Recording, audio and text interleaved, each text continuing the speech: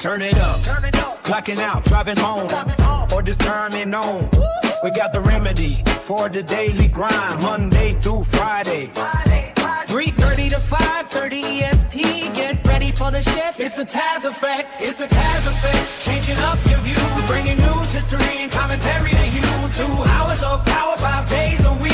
It's the real talk and the truth that you seek. Yeah. Tune your dial, clear your head. Listen up to what's being said. Yeah. Kick it off on Mutual Aid Monday. We're giving back. Helping the community, you're staying on track. And Tuesday rolls around and the studio gets blessed. It's Talk About It Tuesday with the smoking hot mess. From the middle of the week, we're leveling up your brain. Prison Wednesday is here to break the mundane. Surprising guests who enhance the whole world. Watch the knowledge and the stories get unfurled. It's the Taz effect, changing up your view. Bringing news, history, and commentary to you. 2 hours of power, 5 days a week. It's the real talk and the truth that you see. Now Thursday hits and the lines open wide. No placeholders here, nowhere to hide. Think about it Thursday, yeah, the mic is all yours. Call in, chat live, just open up the door. And just like that, the weekend's inside. We're wrapping up the weekend, we're doing it right. Fun News Friday is the ultimate news party. Coasting you into the weekend, feeling good and hearty. 3:30 to 5:30, make it your daily check. Lock it in, turn it up. You just... Good afternoon. Thank you for joining me here for the Taz Effect Daily News in a way you did not know you could use. For those listening in over the radio airwaves or through our app for Android and iOS at GCPR.live. Thank you for tuning in. And for those listening and watching from all around the social media sphere, hey, how you doing? So glad you could come through. Hey. It is Monday, which means it is Mutual Aid Monday. And kicking things off, we do have a GoFundMe. And you can go to GoFundMe/Mrs.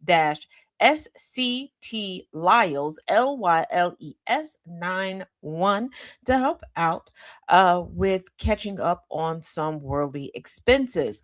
Also, today we are spotlighting Community Action Partnership.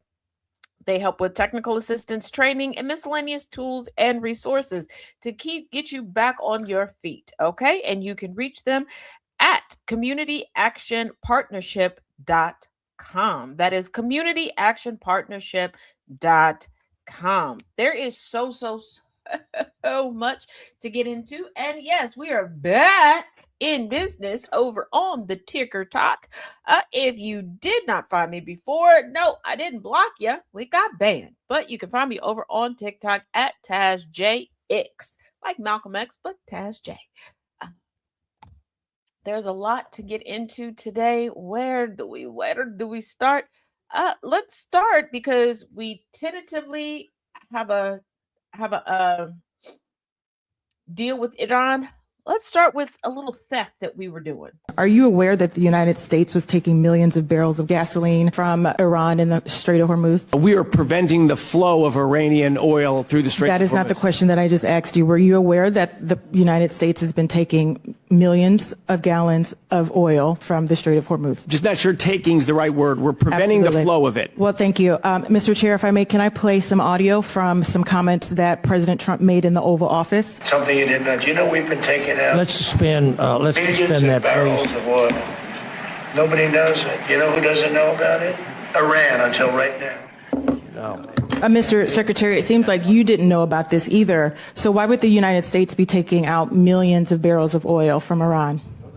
Well, it's essential that we prevent oil sales from generating revenue for Iran to spend to develop nuclear weapons and oppress Mr. Secretary, I understand this might be an uncomfortable line of questioning and you don't want to do it, but you are not answering my question. So I'm going to ask you again, did you know that the United States was taking millions of gallons of oil from Iran? I'm unaware. So do you think that the president is lying based on the audio that you just heard? And I will send it to you in case you say you didn't hear it. Oh, no, I do not think the president is lying. I think the president's talking casually about our efforts to stop the flow of Iranian oil. And war is casual? Do you think that it is appropriate to talk casually about war? I think you talk to all different audiences and you talk in all different styles. But I don't have any serious objection to what he said. You don't have any serious objection for someone talking about war casually. There are 13 service people who are dead. There are hundreds more that are injured, but we should be talking about war casually. He treats this war deadly serious, and he has worked tirelessly on this war. Mr. Secretary, you just said that he was speaking casually about this. He speaks 20 hours a day. He speaks 20 hours a day in different styles for different audiences. He is the President of the United States of America. He is the Commander of Chief who is responsible for 13 service members who have died and hundreds more who are injured. He speaks candidly, openly, and honestly. I think all of America benefits from that. Well, I appreciate your attempt to protect your boss and to keep your job, but let me be very clear with you. It is not appropriate to talk about war casually. He is clearly keeping you in the dark about what he is doing in Iran, and now you are sitting here in this committee unaware that the president just made an announcement about millions of barrels that they have taken from Iran and stated in that very, very clearly, people don't know, but now we get to know it. But unfortunately, he sent you here and you didn't know it. What is your response to that? I'm very proud to serve with President Trump. He's been tremendous leadership in a time of great stress right now. I'm proud of what he's doing, proud to be part of the team. Well, I would not be proud if my boss sent me up Schitt's Creek and left me here in a committee without adequate information and speaking casually about war. That is a horrible place to be. And I'm so sorry that you have to defend that. That is beneath your honor. Gentlewoman's time has expired.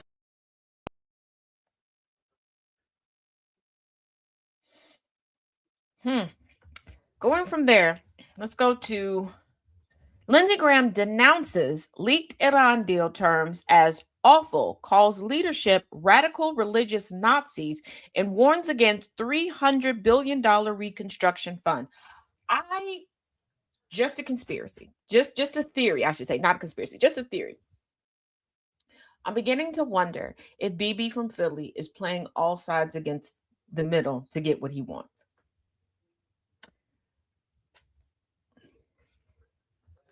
Senator Lindsey Graham has sharply criticized reported terms of a potential agreement involving Iran, calling the alleged proposal awful and expressing opposition to any reconstruction fund that could benefit the current Iranian government. His comments came in response to reports about a possible deal and claims regarding a proposed $300 billion reconstruction framework.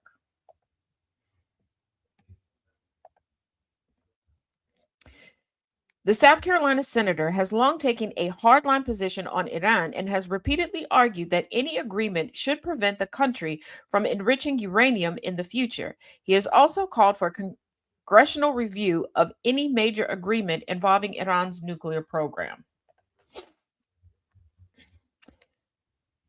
Graham said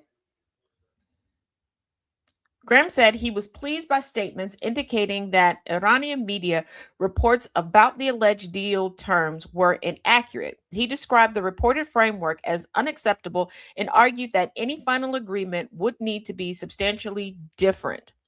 The senator has consistently maintained that Iran should not retain the ability to enrich uranium and has described that issue as a key red line in future negotiations. One of Graham's strongest objections involved reports of a potential $300 billion reconstruction fund linked to Iran. So anybody can get reparations except for Black people.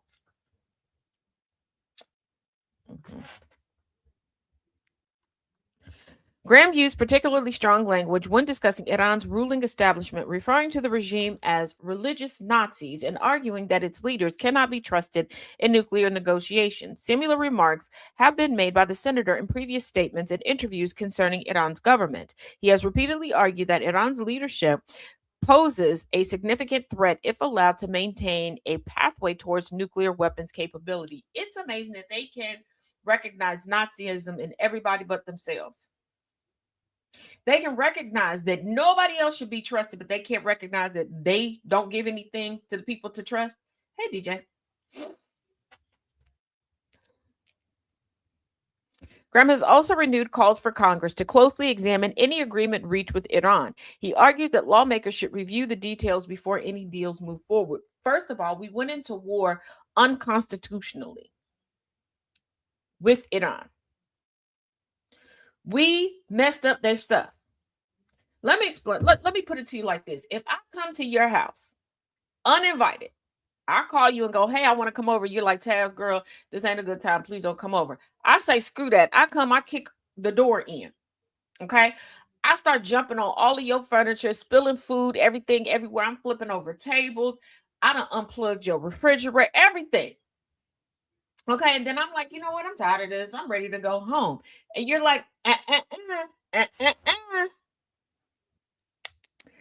you got to fix this stuff. And we need it in writing. You ain't never coming back here. How ludicrous would it be for me to go, wait, this, what you mean? That's Nazism that you gonna say that to me. What you mean I got to pay for what I broke when I came over here when you told me not to?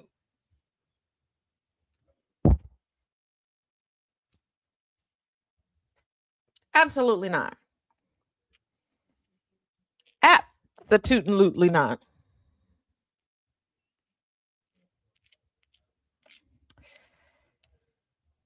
Now, we know we still have not put the anti-weaponization fund to rest because Trump keeps bringing it up. Because he's claiming that everybody else's government, Obama and Biden's, has been weaponizing themselves against him. Handing him a book would be viewed weaponization at this point, but I digress.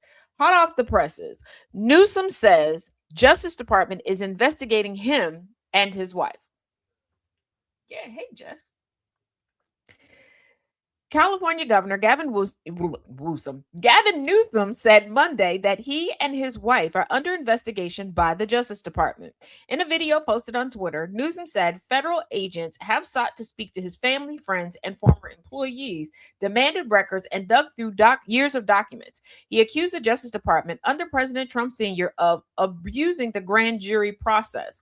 Donald Trump isn't just coming after me because of my mean tweets, Newsom said. He's coming after me because I'm considering running for president, because he hates that I consistently called him out over and over again for his lies and deceit. Donald Trump is simply the most corrupt president in American history.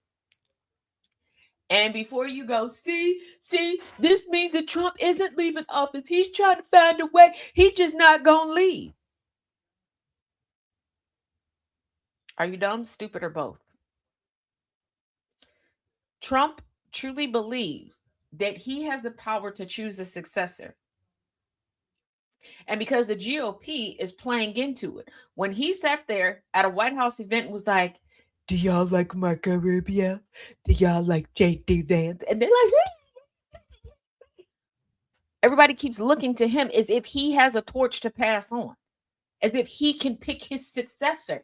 And the fact that so many other people aren't saying anything, yeah, that's what he believes.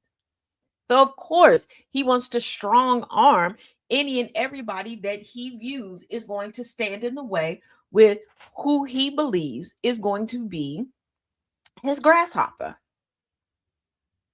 Newsom cited other perceived political enemies of Mr. Trump, including New York Attorney General Letitia James, former FBI Director James Comey, and former Federal Reserve Chairman Jerome Powell, who have been investigated by the Justice Department. The governor said he has joined the president's hit list. And that's the thing. That's what's so laughable. Everybody wants to argue everything but the facts as they unfold in front of our face. Let me remind y'all, the news is nothing but the chronicling of history as it happens during our lifetime. Okay? And why do I say this to y'all? Because every time Trump talks about the Biden's government being weaponized against him, y'all want to dig into such far-reaching history. Just remind people that, hey, that is what Trump is doing currently. That's all you got to do. I don't know what your obsession is with going so far back in history when you have so many examples right in front of your face that are happening right now. That's like me going, you know what? I really liked my hair when it was black. Let me see if I can go find some pictures from 10 years ago when my hair is black, when you can look at me and clearly see my damn hair is black now, for those that can see.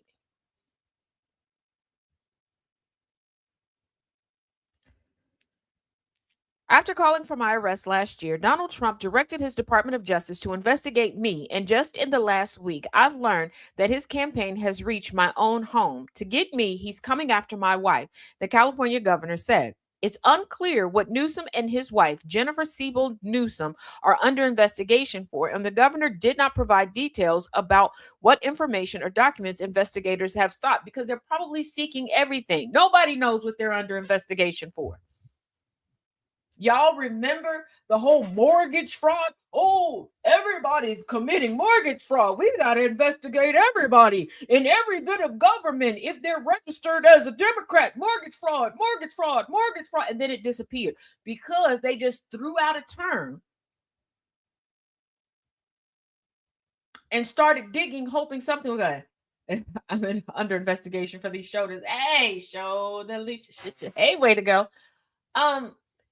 I need y'all to think about these things and remember, first of all, Trump is accustomed to branding, marketing, reality TV.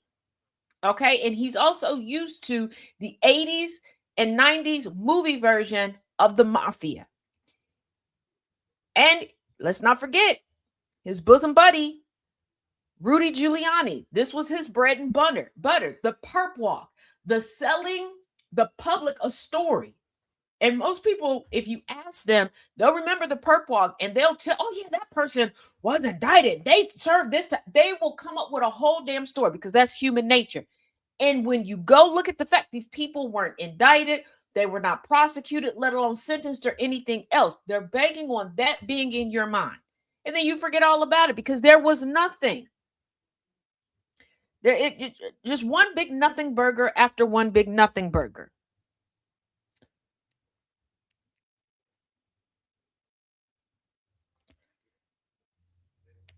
Now, speaking of James Comey, got a couple updates regarding that involve James Comey. No friends for Comey. Judge rules no amicus briefs. No friend of the court briefs will be allowed in America's attempted prosecution against its former FBI director, James Comey, in a North Carolina federal courtroom.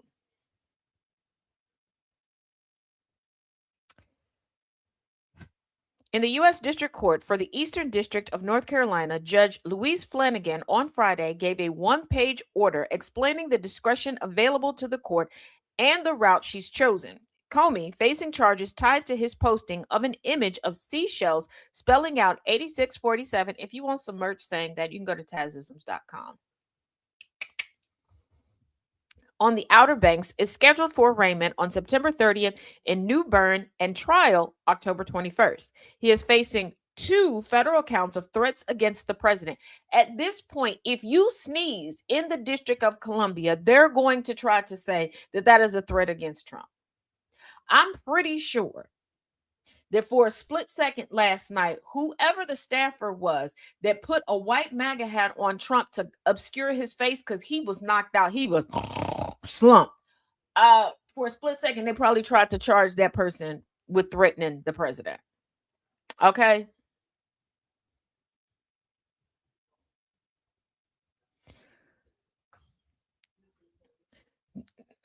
Because Lord have mercy, don't let him go into an actual restaurant and they run out of something and they're like, 86 the meatballs. What?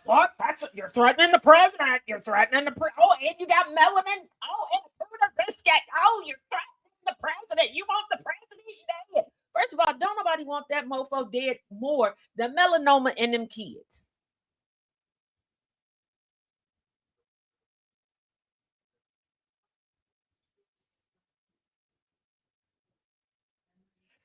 Slumber, but he's up 20 hours a day. Yeah.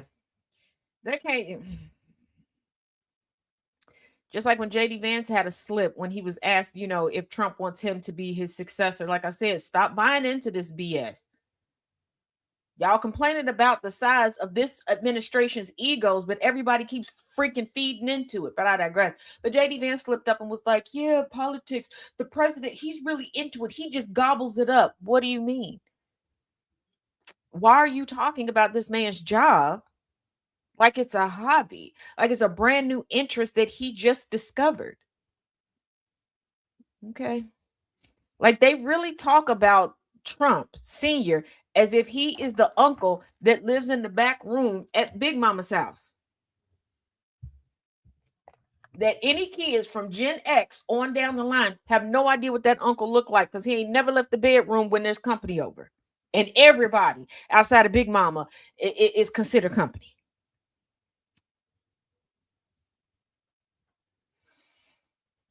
No federal rule of criminal procedure or local criminal rule provides for the filing of amicus briefs before this court, Flanagan wrote.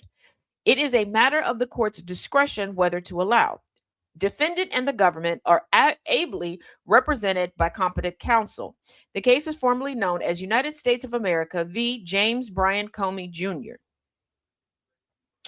Her order concluded, and I quote, acting within its discretion, the court provides this notice that no amicus brief will be considered. Accordingly, any future motion requesting permission to file summarily will be denied. Now, you could take this as she just wants to rule completely on the merit and not in accordance to any professional friendships that he's made along the way. But quite honestly, in a case where it could be argued that him taking a picture of seashells and posting it could be perceived as a threat because of his relationship or breaking relationship with Trump, it would make more sense to allow for amicus briefs to get a foundation of how his professional and personal relationships pan out. Because we've all had friendships, etc., that have run its course. But that's not all when it comes to Mr. Comey. His name and likeness, if you will. Supreme Court dumps Trump aide Carter Page's wiretapping suit against James Comey. Yeah.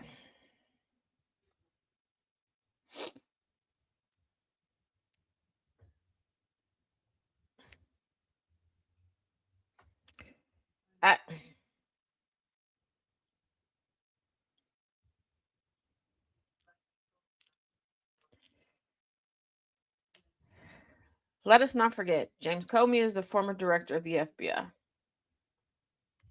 So yes, there are people that are a part of the current administration of Trump Sr. that are trying to sue the former Trump Sr. director of the FBI for doing his job. But everybody else is who's weaponizing the government against Trump Sr. and his administration. Now, I don't know how anybody else could weaponize the government against Trump Sr. and his cohorts and his administration when he has a revolving door of friends and administrators. I don't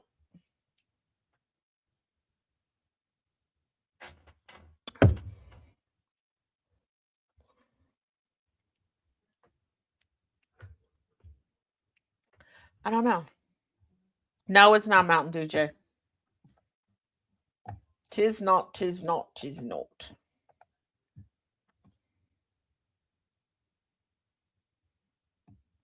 I had a credit, but it was a very, very specific credit. So no Mountain Dew today. So we know pushing out propaganda. Oh, they're working overtime on it. But did you know that they're enlisting the assistance of professional producers?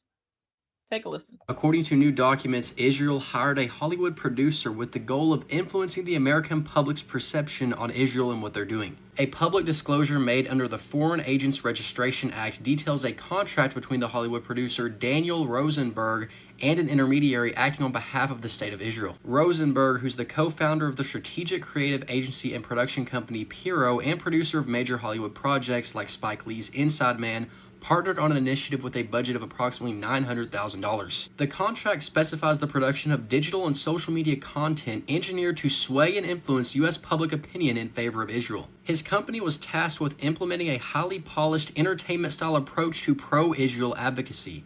Under the contract, the firm is expected to secure a director and cast on-camera talent and actors to produce digital media campaigns, aimed at influencing American audiences. The final videos produced by Rosenberg's team are specifically formatted and optimized to be pushed out across major social media networks like TikTok, Instagram, and Twitter to directly shift discourse online. This is part of a larger multi-million-dollar push by the Israeli government to reshape its public image and counter declining digital support in the U.S.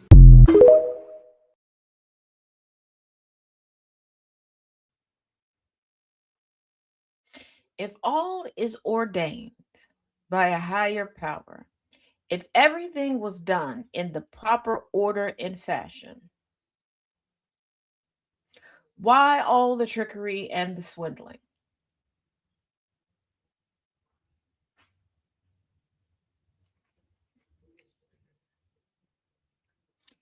Also, over the weekend,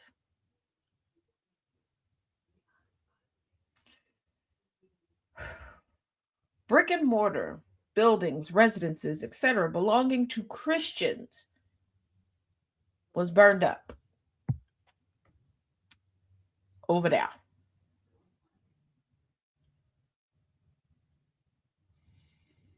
Mm-hmm. Mm-hmm. Mm-hmm.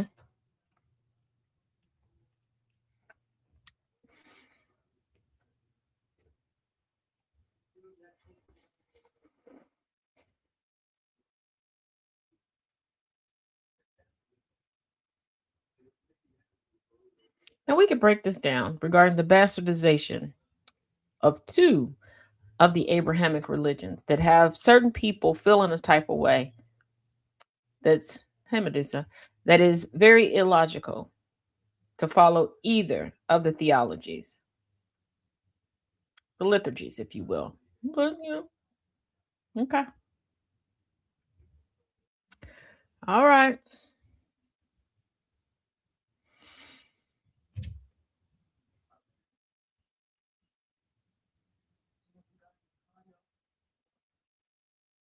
Got a whole book, whole book telling people how they can walk into the kingdom of God.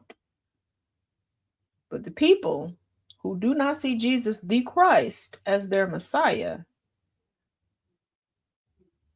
who would have been the people that were constantly told in one book that they were on the wrong side of things, those are the chosen.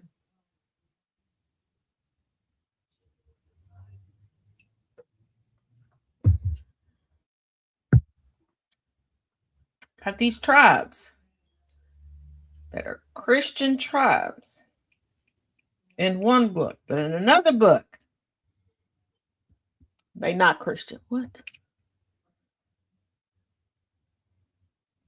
Okay. Now y'all know Christy Nome got a new job, right? Well, new title. They done gave her something to do, and it's not just hey DJ. It's not just counting Kleenexes. Is she good at it? Was she good at the last job? But don't take my word for it.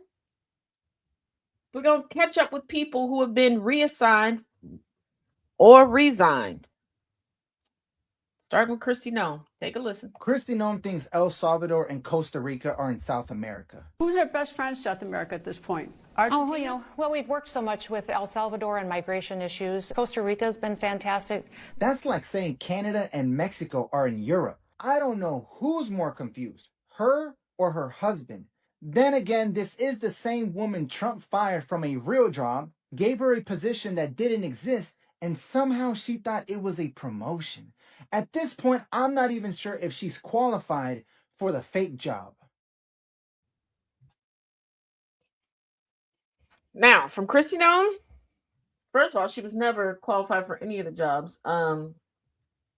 Y'all, for the same country of people who claim they know they can pick out crisis actors and all this other stuff, no, you can't. Because you don't understand that folks are acting and trying to save face as they're having to step down or they're being forced to step down from the Trump administration. Do you think Kristi Noem did all that lying and crying and spying to get this? She knows that she didn't get that. Hey, then, Jay. But let's go on to Tulsi Gabbard. Tulsi Gabbard to release evidence of more than 120 U.S. funded biolabs in over 30 countries, including Ukraine. As Director of National Intelligence, Tulsi Gabbard has made public previously withheld information about American support for biological research facilities across the globe. The move comes amid broader efforts to increase oversight of such programs and address potential risks to public health. It highlights long-running questions about how taxpayer dollars have supported labs handling dangerous pathogens in various countries, including those in active conflict zones. Gabbard detailed evidence showing U.S. government funding for more than 120 biological laboratories spread across more than 30 countries. These facilities have received support over many years, often through programs aimed at improving biosafety and monitoring threats from infectious diseases. Many work with pathogens that require strict containment, raising concerns about security and accountability when details stay hidden from public view. Officials note that the full picture of locations, funding amounts, and specific activities had not been fully transparent before. The release ties into ongoing reviews ordered under the current administration to examine gain-of-function research and similar work that could carry high risk. The information points to a network that operated with limited public scrutiny for an extended period.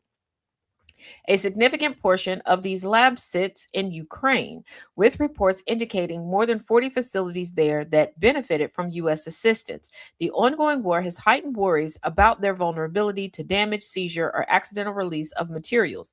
Intelligence assessments previously flagged that at least one such site likely held dangerous pathogens and faced threats from Russian forces.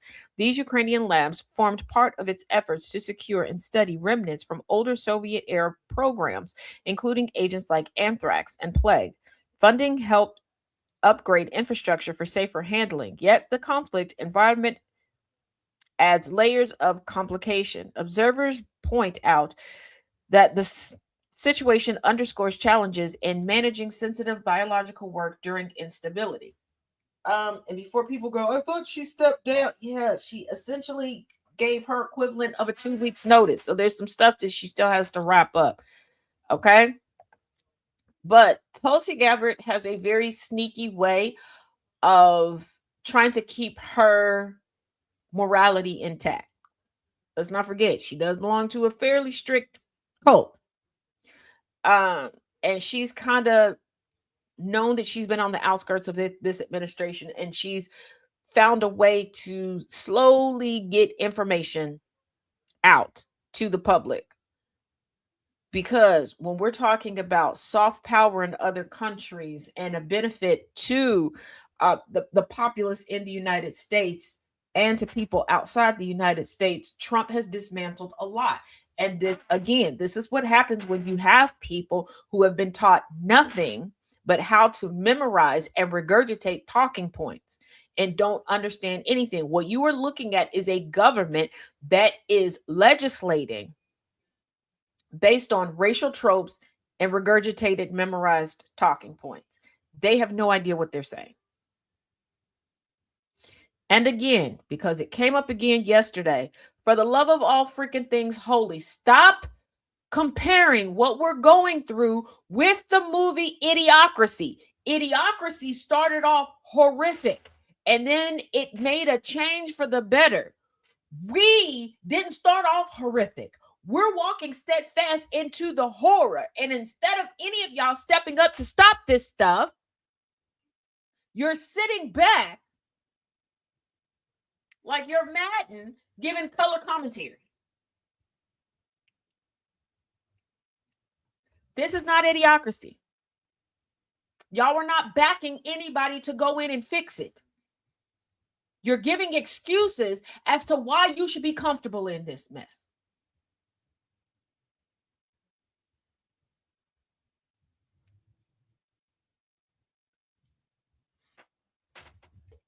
I can't even say we're in the prequel to Idiocracy. Y'all will see a Smith. People are quick to criticize MAGA because MAGA will take the chorus or half a line from a song in the beat. Y'all remember, here comes the, y'all don't really want it. Yeah, and they took that. Just like Born in the USA. They take and don't understand it. Y'all are doing that with these movies. And for the love of God, learn something else other than The Handmaid's Tale. How about learn where the damn Handmaid's Tale was stolen from? Because that's more accurate. Y'all are taking bits and pieces of stuff, and it's not going to get us anywhere. It's not.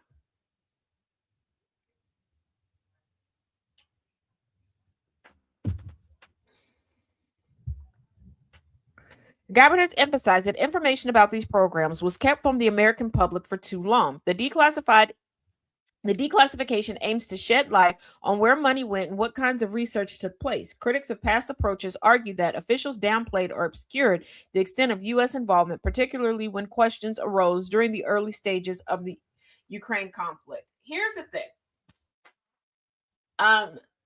People in the United States are overwhelmingly stupid because we refuse to fix our educational system. And we continue to poke fun at the thinkers.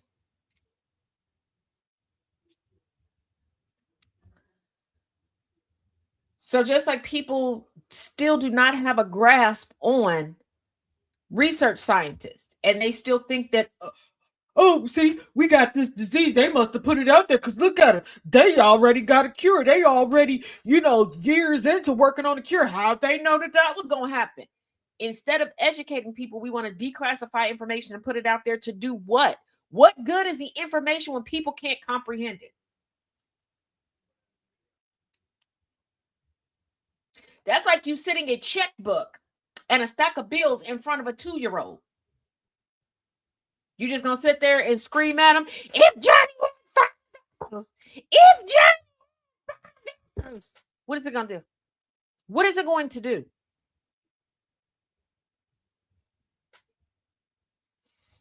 And quite honestly, a lot of things were not declassified because too many of y'all keep forgetting when folks was mailing each other anthrax because they didn't like how somebody else was living. Not that anybody was coming and forcing them to live that way. Not that people were just walking up, randomly having conversations with them about that. Nope.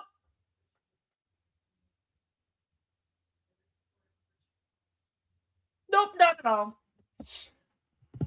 I want y'all to think about the fact that there's been no legislation to prohibit anybody of any religion from walking up to you on the street, trying to hand you a pamphlet, knocking on your door, no nothing. That would be considered putting it in your face, stuffing it down your throat. None of that shit happens. But somebody can be happily doing something behind closed doors. You ain't even supposed to know about it. But your nosy ass is peeking through the blinds, and now you got to take to the streets. Okay.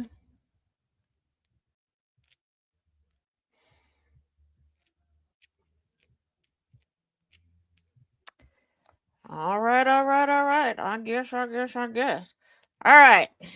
And at the top of the hour now, again, it is Mutual Aid Monday, and we do have a request due to needing assistance over myriad of categories. We do have a GoFundMe up. If you go to gofundme.com/U/Mrs. MR, that is MRS-SCTLYLES91.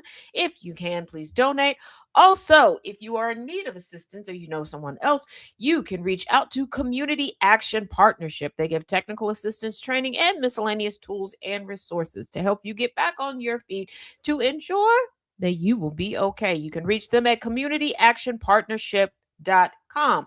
That once again is communityactionpartnership.com. Now, hold on. If you were unsure about whether or not you needed another reason not to trust a law enforcement officer, oh, don't look at me like you thought I was about to give you a reason to trust them. No, I'm about to give you another reason why not to. Are you new here? At least 18 police officers have been caught using flock cameras to stalk their exes and even spy on private citizens as well. Civil rights groups and organizations have documented at least 18 criminal cases across states like Florida, Wisconsin, California, Missouri, Kansas, and Georgia. A figure privacy advocates fear is just the tip of the iceberg. Over a 7-month period in Florida, an officer used his police-issued access to the flock database to query his ex-girlfriend's license plate 69 times. He expanded his tracking to her family, searching her mother's plate 24 times and her father/brother's plate 15 times. He did this so much that his fellow officers witnessed him looking up her location on his cruiser's dashboard screen during active shifts and warned him to stop. He also hid an Apple AirTag in her wallet. This trend spans across multiple states. For instance, in Wisconsin, an officer used the department's flock network to track a woman he was dating and her ex-boyfriend nearly 180 times in 2 months. In California, a former officer pleaded guilty to using these cameras to obsessively track his mistress, her new lovers, and his own wife. He even managed to continue using the system even after being suspended from duty. In one case, an officer searched thousands of camera networks specifically looking for a woman with the typed-in justification, had an abortion, search for female.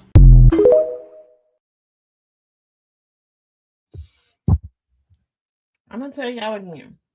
Y'all thought certain laws, etc., was for what it's intended. These are the United Sneaky States of bitch assness. Okay?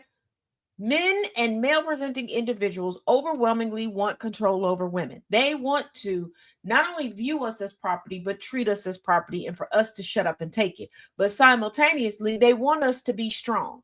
They want us to stand up to everybody else, but not to them. Kiss my ass.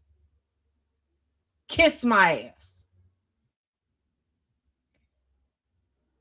Keep in mind, there was a man tracking his mistress, his former mistress, and the person she was with, and his wife. Another one, what was the excuse? Oh, she had an abortion. How do you know she had an abortion? We need to track her down.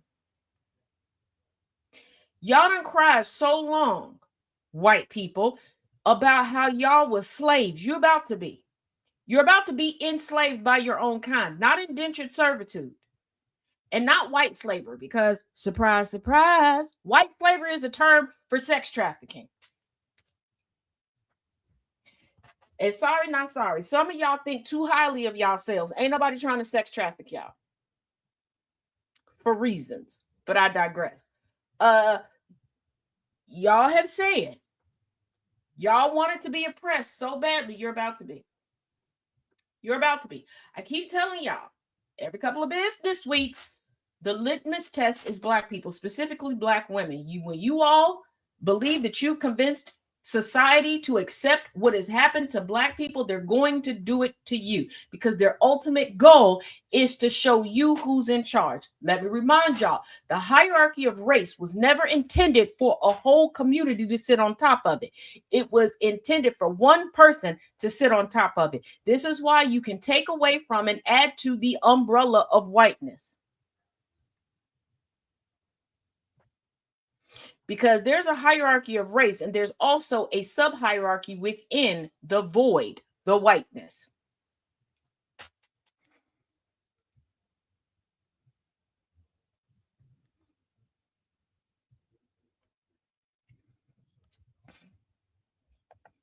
But y'all want to keep playing around.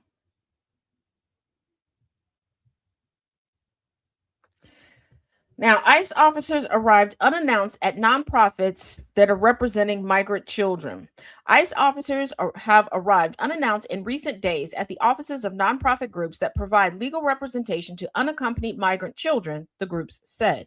The groups called the visits the latest example of intimidation tactics from the Trump senior administration in detailed visits in which ICE investigators, as well as agents from the Department of Health and Human Services, arrived at their offices and sought access to documents and financial records relating to the organization's child clients.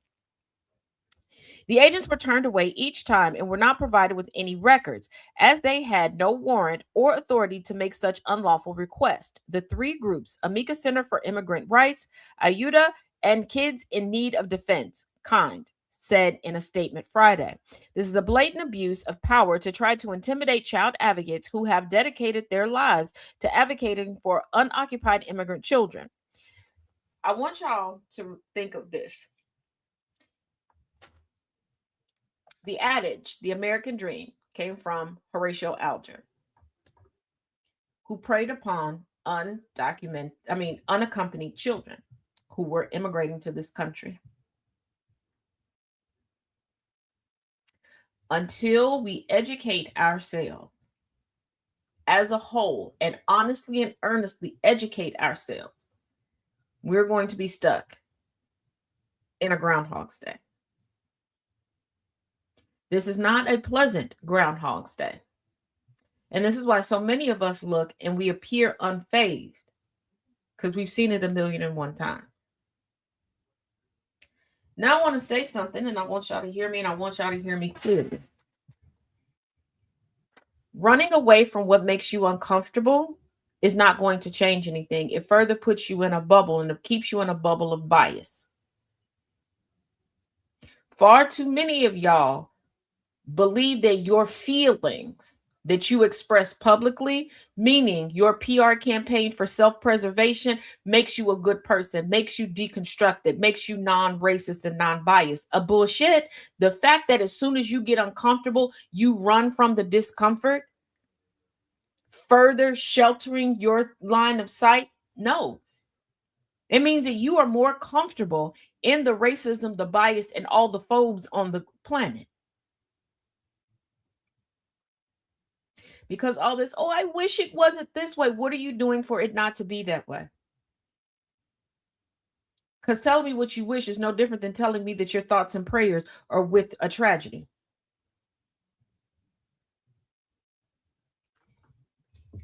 Last night, we had somebody come into the Villain's View and claim that Kamala Devi Harris had no plan, that all she had was an anti-Trump campaign for presidency.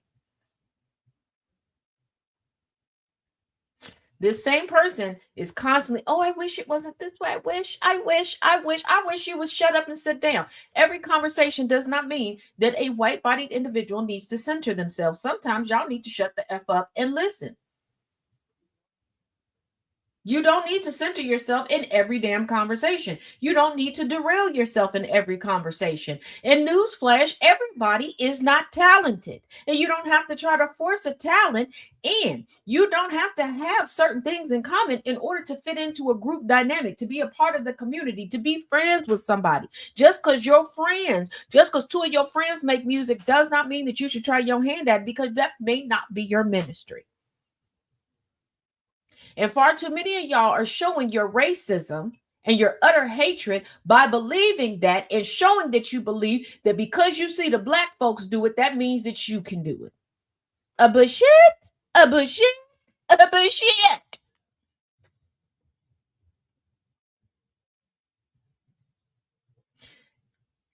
And buckle up, Buttercup.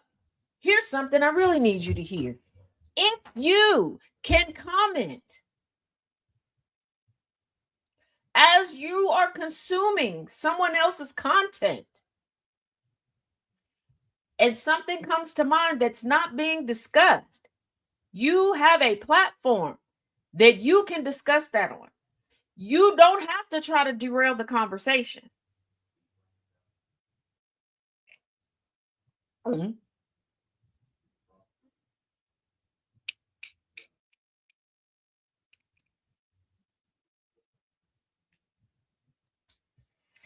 A lot of y'all are claiming that you're not getting information because you're over talking it.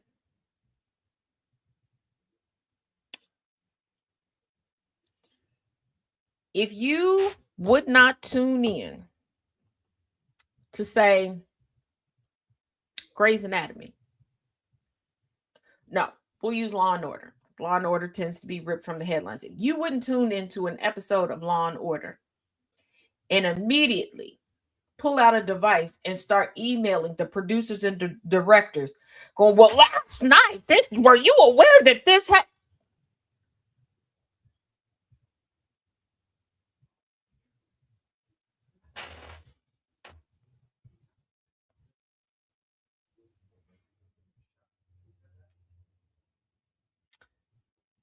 Let the information roll.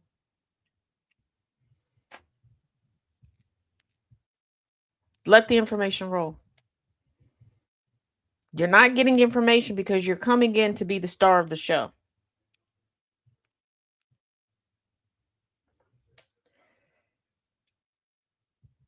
Now, last night, we had the Ghetto Olympics, OG, Anglo-Saxon style.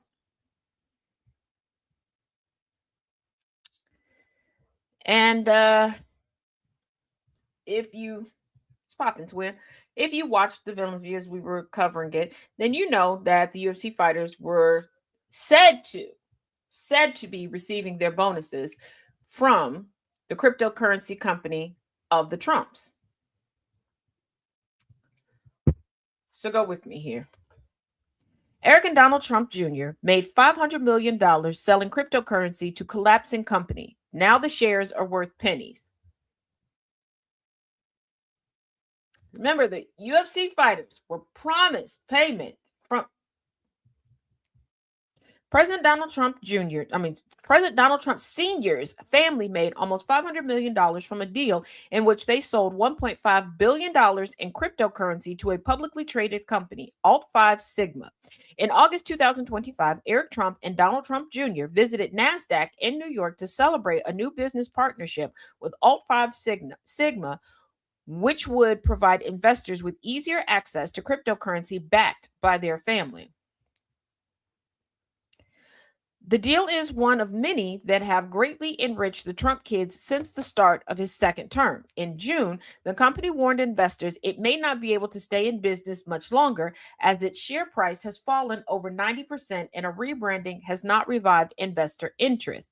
If the company, known as All Financial Corp, cannot sustainably increase its share price from penny stock levels within the next 15 trading days, it may be delisted by NASDAQ. One of the few groups that benefited from the Alt5 Sigma transaction is the Trump family. As part of the August deal, Alt5 acquired $1.5 billion worth of crypto tokens from World Liberty Financial, the crypto company co-founded by Eric and Don Jr., among others, in 2024. The president and other members of his family were entitled to nearly $500 million in proceeds from the crypto sale, according to disclosures by World Liberty Financial. All five closed at $8.97 on August 8th, the last trading day before the World Liberty deal was revealed. Since then, Al Financial's stocks, which was originally trading under the ticker ALTS, is now called AIFC, fell to 66 cents per share at the June 8th close, a 93% loss, according to FactSet data. In a letter written in April, the attorneys for Democracy Defenders Fund told the Securities and Exchange Commission that the regulator needs to commence an independent investigation into ALTS without delay. The nonpartisan group fiercely criticized the Trump administration over accusations of ethics issues. They did not get a response to their letter. According to CNBC, AI Financial has become a cautionary tale for investors who saw a Trump-linked deal as a natural winner in a Trump presidency. I don't know why. Hey, Tristina. Hey, Vix. I don't like why would you think that is a good idea? Like, seriously, why? What made you think that was a good idea? Sorry, guys. In real time, having to add moderators back. Sorry.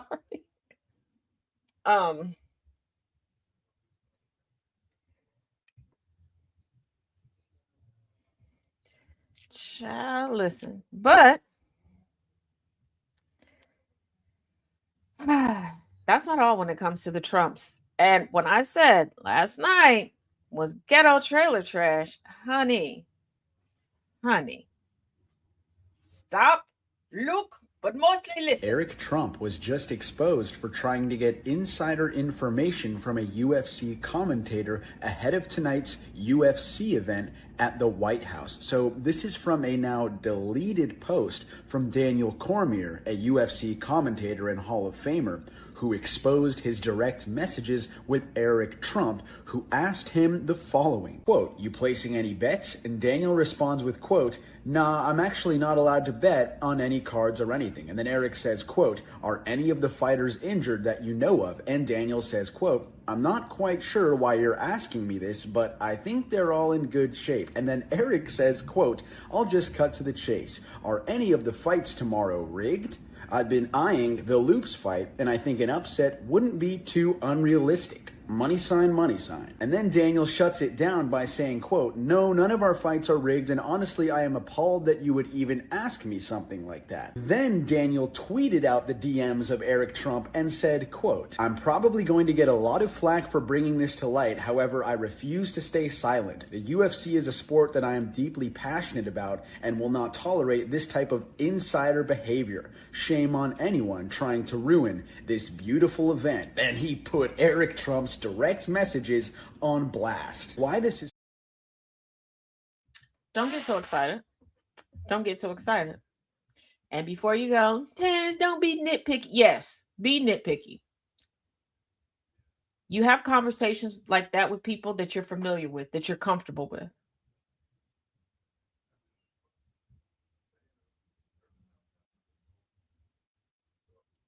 And there was some symbolism going on last night. The Black Beast was defeated. The Brazilian, who looked like a good old boy, straight out of Dukes of Hazzard, won.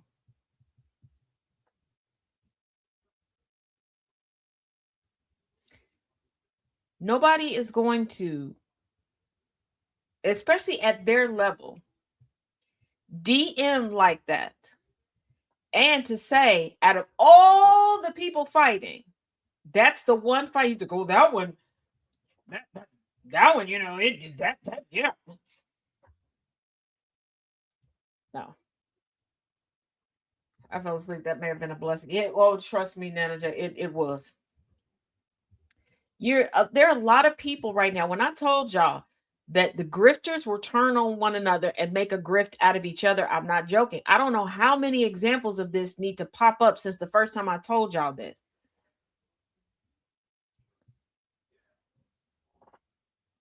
Yeah, it was a doozy. But that ain't all. Shane Gillis says he didn't love Michelle Obama comment at UFC fight. MAGA-friendly comedian Shane Gillis, who attended Donald Trump's UFC Freedom 250 event, shared his take on UFC fighter Josh Hockett's bizarre outburst about former First Lady Michelle Obama when he was cornered by TMZ reporters Sunday night. It wasn't bizarre. That was the perfect place to say it. They knew why they were there.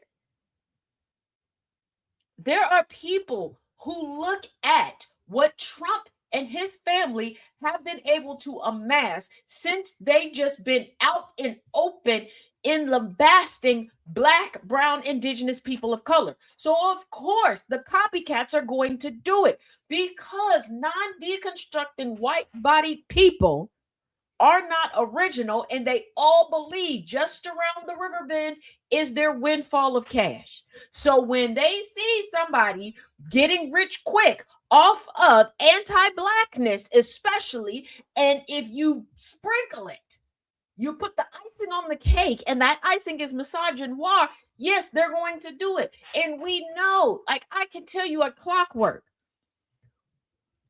back to school, we're going to see an uptick in especially white-bodied women coming after Black women all of a sudden. The winter holiday season. And when it comes, and if they want to do something big for New Year's Eve, baby, and they'll make it rain on a hoe. Make it rain on a hoe. And there'll even be Black women that will jump in on it too. because there are stories coming out now today that, oh, Trump was shocked by it. No, he wasn't. I watched with my own eyes that after he said that, after Hawkins said that, he walked over and quote unquote gave Trump a chain and Trump, yeah, give me the trinkets, give me all the trinkets you got, give it to me. Yeah.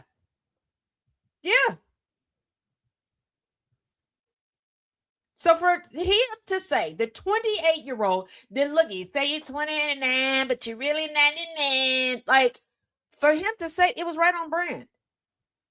Racists are still saying Michelle Obama jokes, are still saying George Floyd jokes. And yes, I'm being very facetious in calling them jokes. They have nothing new, but they know it will land with one another.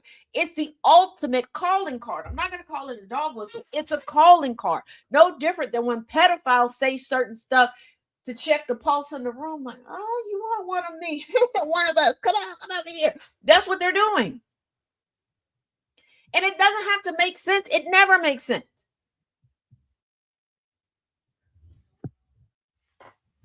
Because they're claiming she's a man. That she was born a man. Okay. If she was, what difference does it make? What harm did it do to the country? And given that Michelle Obama, on her own, her whole thing is making everybody better. If she was, don't you think that she would have made it known? But let's be realistic. They have Michelle and Barack have 2 children, 2 daughters. One looks just like Barack. One looks just like Michelle Houseway.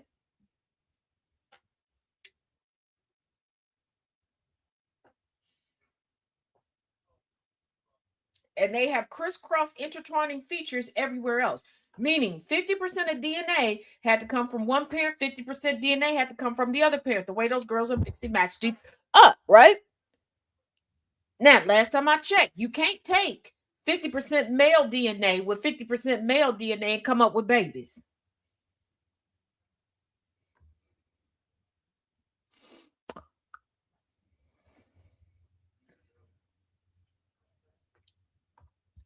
If that was true, she still showed more class than anyone else in the White House. Exactly.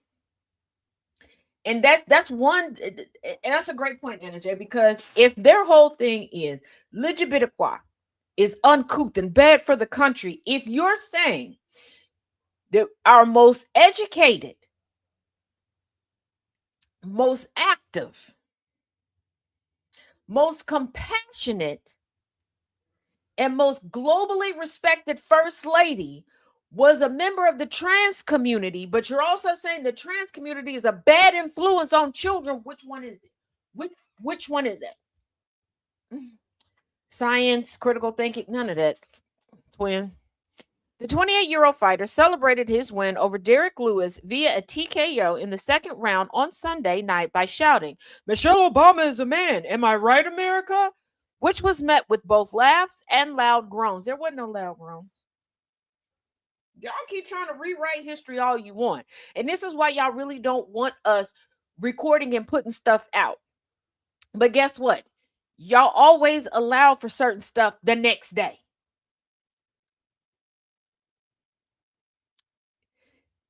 Gillis, 38, who was fired from Saturday Night Live before his debut episode for using a racial slur on his podcast, told TMZ he didn't love the comment when asked for his reaction by the outlet. You know, it's time to hang it up flat screen when a racist is like, okay, this shit is getting old. Because I don't want y'all to think that Gillis all of a sudden grew a conscience. Hateful people are not creative. So eventually they get tired of the same 4 or 5 jokes circulating around.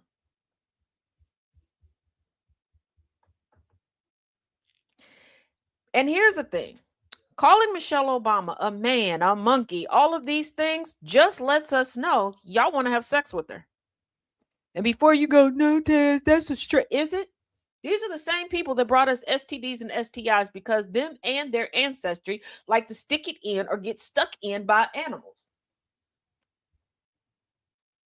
I know that they sold you the tall tale that, oh, it it was to emasculate them. That's what buck breaking. What? No, you have to be aroused to do that. So there's a level of attraction. There are a million. You gonna tell me you done beat these men, separated them from their families. Like you beating a man and he cannot fight back and protect his family. You done raped his daughter, his mama, his wife, everybody. You done sold everything about this man, stripped him down to nothing. There was no reason to intimately assault him. You did it because just like your wife in the big house, y'all like black people in an intimate way. And you let us know every chance you get.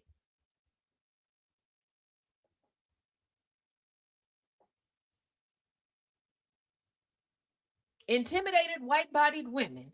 When you start making rules that your men, your sons can't be around us, we know. You're afraid that he gonna slip and slide, dip and dab and fall inside of us. You're not paying any attention to the fact that just because you won't tell him to go to hell don't mean that we won't. Huh? A lot of y'all bank on and enjoy the just stick to your own kind because that's the only way that your little crush is gonna pay you any attention. Huh? Mm-hmm.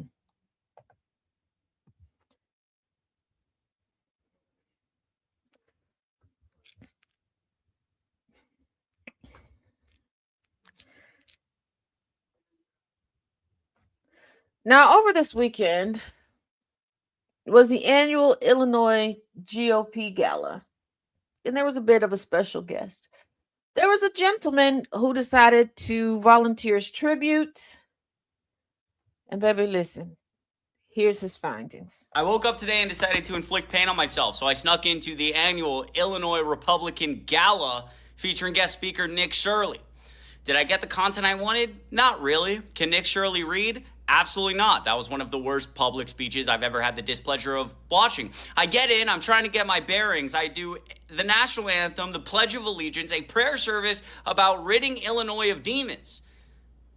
I mean, dude, what are we talking? I'm in downtown Chicago. They're like, this place is hell on earth. I'm like, really? I come from Georgia. It's pretty great here. I mean, I don't have a problem with it, but okay.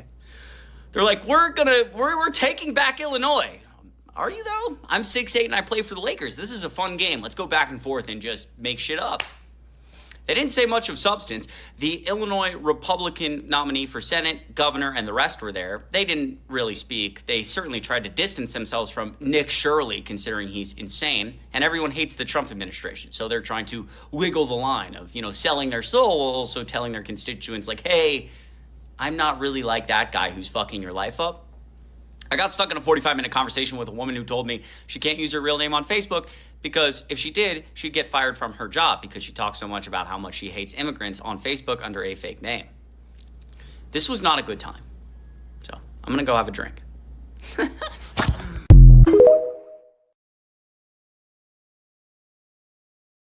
I've told y'all before, I'm going to tell you again. They've never liked Trump. This is why in Georgia, the Republicans broke into their own faction, created their own GOP.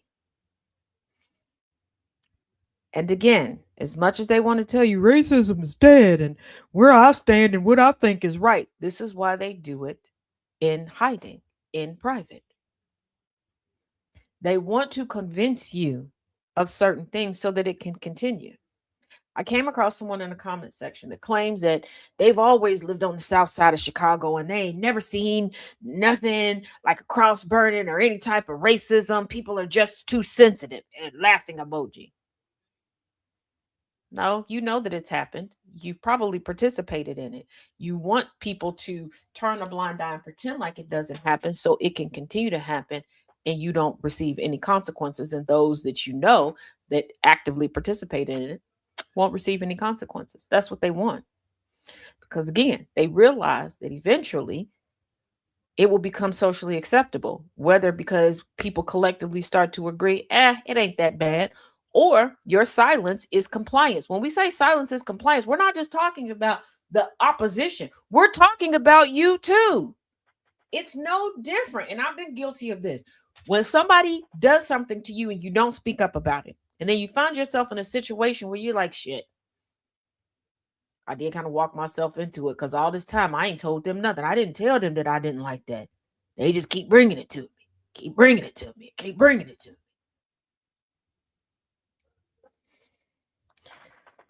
me. Yes, they need my glasses for real and a hearing aid. You got that right. But that's how it is.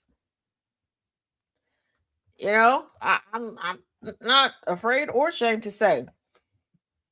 Recently, there's a situation I've been thinking over for about a week and a half now. Am I upset with the person? Very much so. Well, I just can't say I'm upset. I'm hurt. But I realized part of it, a big chunk of it, is my own fault. I was quiet, making them think that certain things were okay. I was just brushing it off because I'm thinking, oh, they'll get it. They'll get it. And then they're not going to get it if I don't tell them.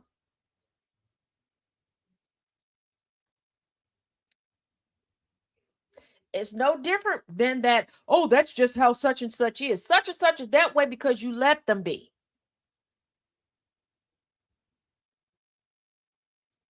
And sorry, not sorry. A lot of y'all are really butthurt and in your feelings because you don't have no friends. And you love to tell people you got abandonment issues, you know, such and such a bit. They didn't abandon you. They escaped from you. You only put yourself around folks that want to give you a pat on the back and will ignore everything that's wrong with you and never give you any correction. Therefore, when correction comes, you're like, no. If you are the type of person that is like the following, don't ever criticize Trump or MAGA again. Go with me here. If you're the type of person that believes that you know everything, you can tell somebody how they feel, why they did it, when they did it, who they did it to. You don't ask any clarifying questions. You believe that you shouldn't. Shut up talking about Trump or MAGA because you're just like them. If everything is always everybody else's fault, can't nobody tell you that you did wrong. You're just like Trump and MAGA.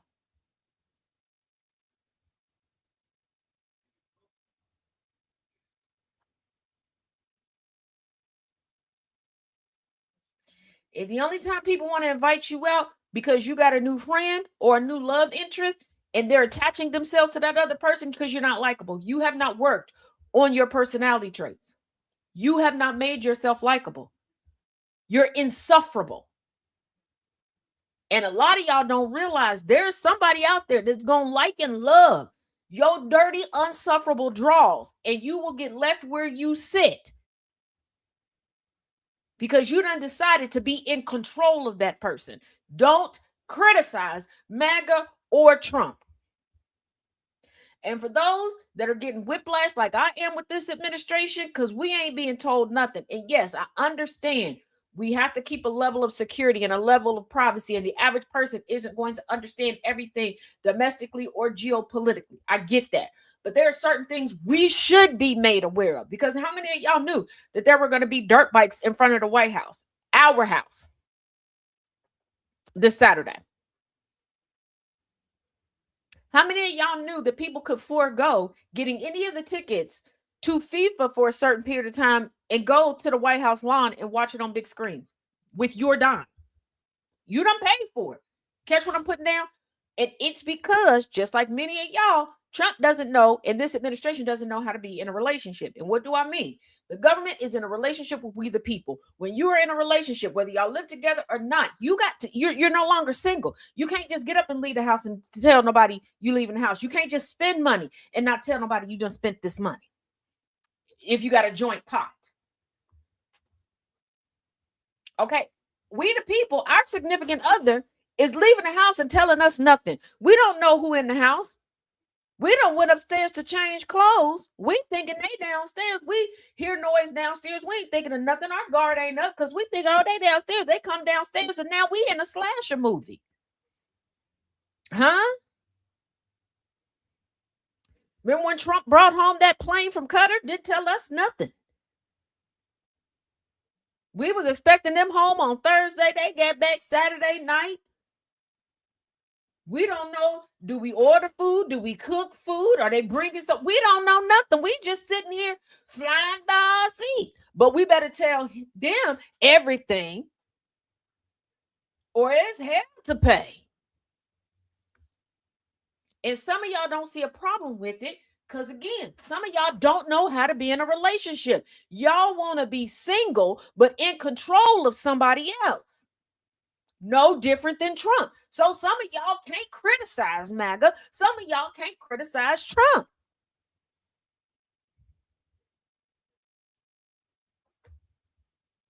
One thing for certain, two things for sure. A good team, a good partnership, a good couple has each other's back, and they can have each other's back because of open communication on both sides. Iron sharpens iron. We weak as hell. We're not iron. I'm sorry. We are in a relationship with a president that's not iron. We're iron, and we don't have nobody to sharpen it. We have no loyalty because we have no communication to build trust. We got a partner who's concocting everything in their head about us. We done sat on the couch watching a little news, turned on a little Rick and Morty, had a little snack. Our partner done busted in the door, accused us of all sorts of stuff. We done found out we a liar, a cheater, a deceiver, and everything. We're like, when did that happen? President is, I just decided because I figured it out. Because you wouldn't have made peanut butter and jelly on a Monday afternoon if you wasn't cheating with the man who like Elvis down the street. Because you know Elvis made peanut butter and jelly and banana sandwiches. You just didn't put the banana on there because you thought you was gonna manipulate me. That's what we're in. That's what we're in. And some of y'all don't see it because that's who you are too. When I tell you everything is interconnected, it is. Why do you think there's certain people who grab hold of MAGA, lies and all, and those that won't? Those that used to rock with that side and those that no longer.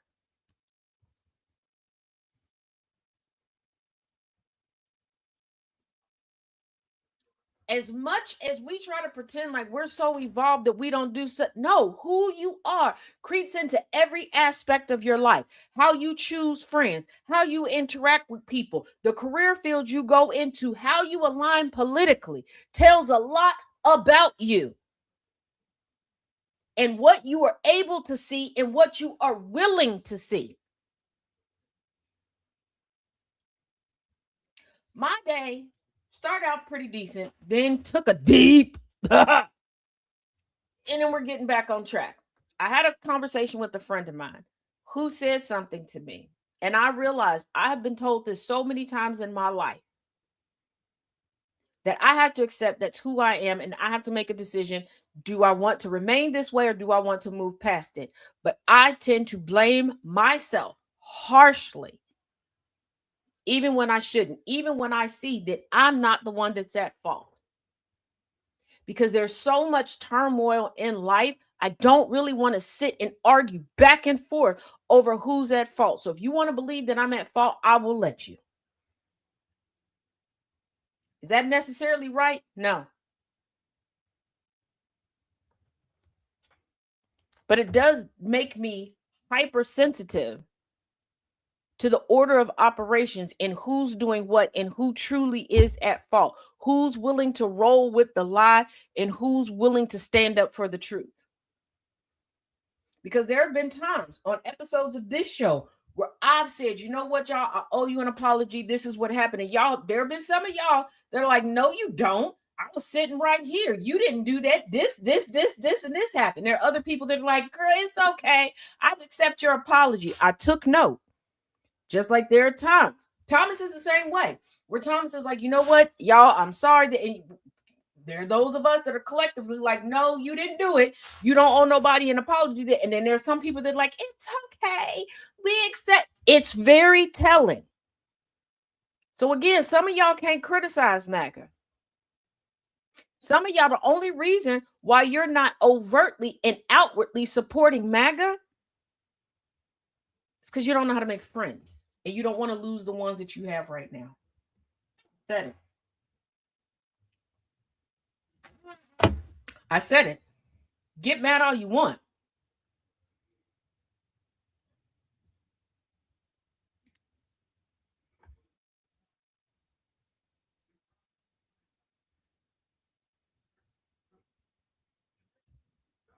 I don't always have all the greatest takes. Sometimes I don't have a take at all. I don't know how, I lost count of how many times I've told y'all, like, look, all I can do is give you what's on the paper, what's the facts. I don't have anything to add, take away, no nothing.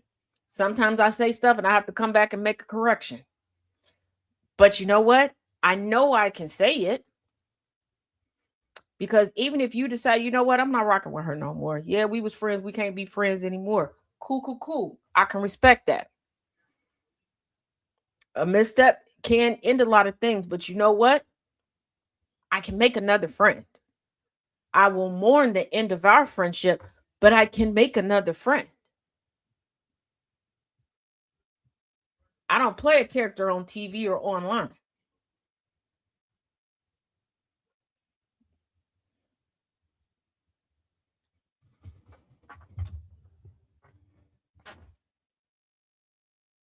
Hell, I lost 2 friends last night because of my support for the Williams sisters. And one person did had to eat my words. Had to eat my words. Mr. Ohanian, the OG, the founder of Reddit, that's married to Serena, was at the white trash party. Choices were made. I had to eat crow. I was going hard in the paint for him. I was hit with cold, hard facts, and somebody was like, hey, I understand. You know, you want to rock with them. I understand that, but I can't. Maybe one day in the future we can circle back and continue to be friends. But for right now, they said they had to put a pin in it. Cool. I get it. You know?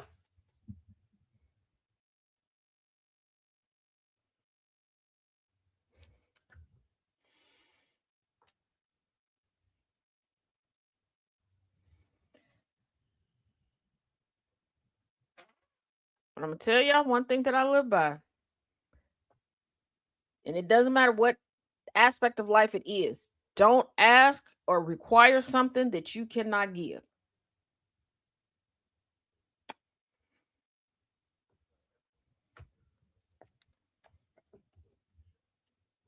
Don't do it.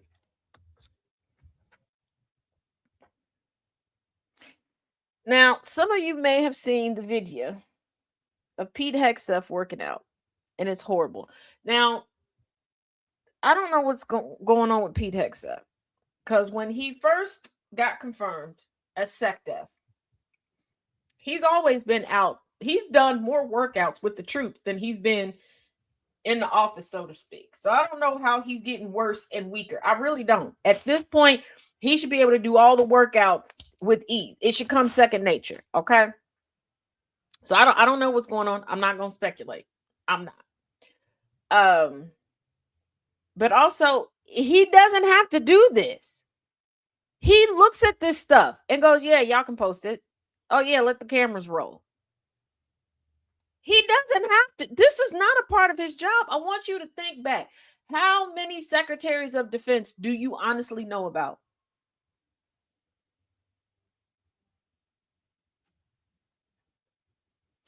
When do you remember ever seeing them? Now, I'm not going to say there haven't been any that haven't worked out with the troops. But I guarantee you it wasn't public like this. So with that, Pete Hegseth mocked by critics over workout video. Fitness experts weigh in. And this is why I don't do certain stuff publicly. Like, there's certain things that I enjoy doing that I don't take seriously. But I do know that there are people that is their career field or that's a hobby that they truly, truly take seriously. And I don't. Like, I enjoy bowling. Am I good at it? Absolutely not. Therefore, I don't get together with people who are like in leagues and take it seriously and have their own. Like, the only person that I hang out with that has like their own bowling ball is my dad. And even then, we get separate lanes. Like, it'll be a whole group of us because I'm there for the jokes. Okay? And don't give me a bowling alley that has the Fountain Mountain Dew. and a little grenadine, and they're willing to put some cherries in my Mountain Dew. If you ain't had to touch a grenadine and some cherries in your Mountain Dew, try it. Try it. Okay. I don't know. There's something about bowling alley nachos. Maybe it's just me. Maybe I'm the only one that like that. And a good soft pretzel, if they have the spicy melted cheese. That's what I'm there for. So I don't do it online. Pete Hegseth should have known, especially since he's talked about DEI and black women this and diversity doesn't make it, like all of the stuff that he put out. You would think that he would be a pristine specimen. A workout video posted on social media featuring Defense Secretary Pete Hegseth has sparked widespread online criticism, with viewers questioning his technique and fitness form, while others defended the display as a show of leadership alongside U.S. troops. No, it's not. No, it's not. It's, let me explain something to you. Okay. I have a brother. I've never hidden this, that has an organization. Okay. Organization has multiple chapters in multiple states and various cities. Okay. They help with a multitude of things. You know, small business owner, recent grad, you have somebody who wants to go into a HBCU, you want to know about the experience, you know, they got folks to help you. Okay. Do I help out from time to time? Yes. I do my best to support my brothers. I'm like their biggest little cheerleader. Okay. There are things I can't do. So I'm not going to pretend to do it, give his company, give his organization bad press potentially, muddy up the waters and slow down the process to do what? Because that would be centering me. Like, I'm not an accountant. I'm not an accountant. So when they have their conferences or webinars discussing entrepreneurship and crowdsourcing or getting funding or accounting and things like that, who am I to come up and be like right next to the accountants? Yeah, I got my stuff. No. Stop making excuses for mediocre, non-deconstructing white men. As my homegirl boss up would say, leave these he bitches where they stand. Y'all are sick and tired of he bitches, but you are why he bitches still exist. Y'all here making excuses for it. He's showing solidarity. Show solidarity by not placing them in harm's way. Show solidarity and care by not potentially forcing members of the military to commit war crimes.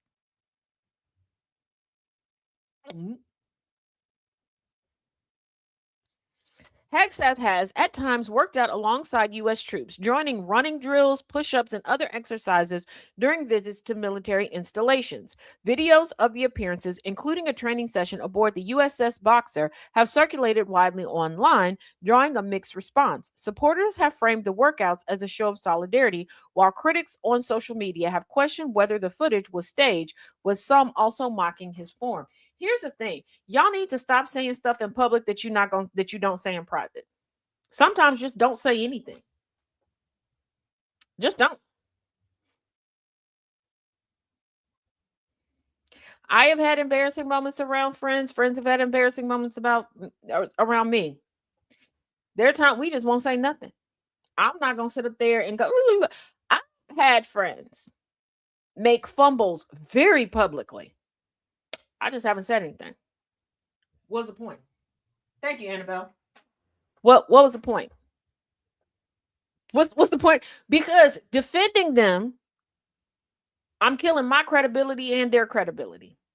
Mocking them, I look like a horrible friend. And that is being a horrible friend. Sometimes just don't say nothing. Just don't say nothing.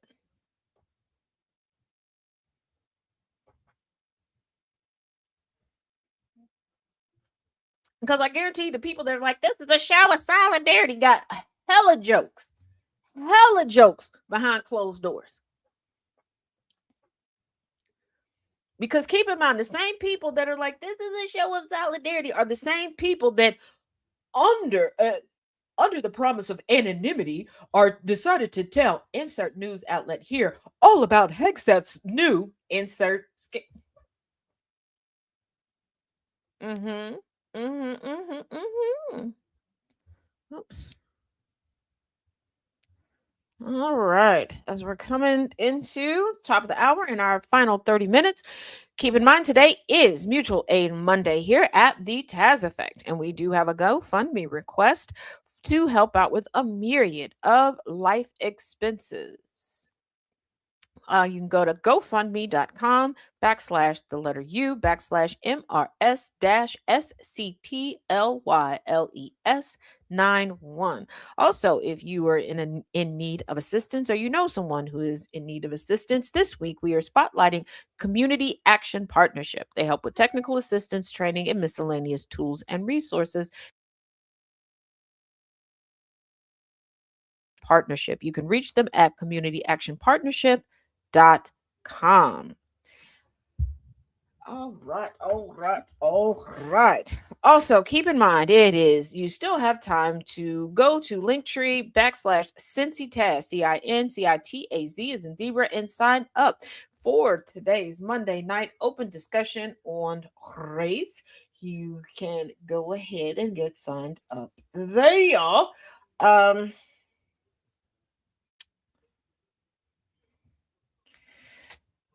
Now, coming from the Mirror.com, Trump officials suggest U.S. households take out loans to cover medical costs. Everything but help. You can't afford to pay your bills, but some way, somehow, you're supposed to be able to qualify for and afford to pay back a loan.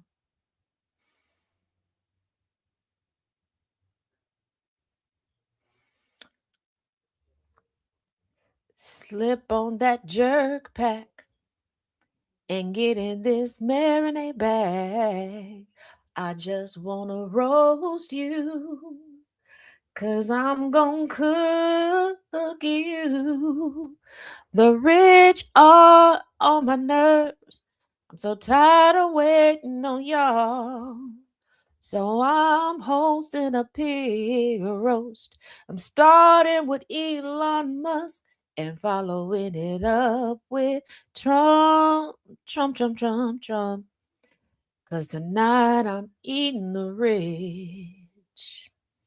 'Cause they a bunch of bitches.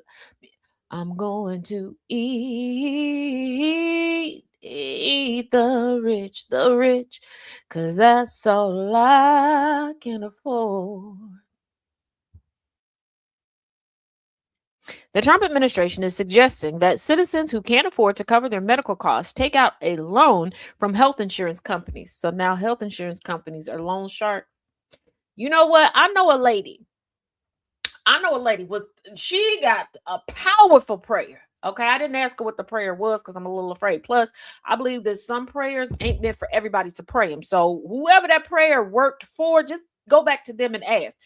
Shout out to y'all to keep asking all these ladies what prayer they prayed for their man. Have them pray for you. Okay. Sometimes it's not just the words. Sometimes it's the power and the conviction in the person that's praying. You heard me? Okay. Because some of y'all ain't seen nothing religious since the last time you seen an orgasm. You feel me? But there's a woman, I believe that she could pray over all of our debt and the debt will go away. Now, don't ask me how that debt goes away. Okay? Just know you're going to need a black dress. And I hope you can cry on cue. Because whoever you were indebted to,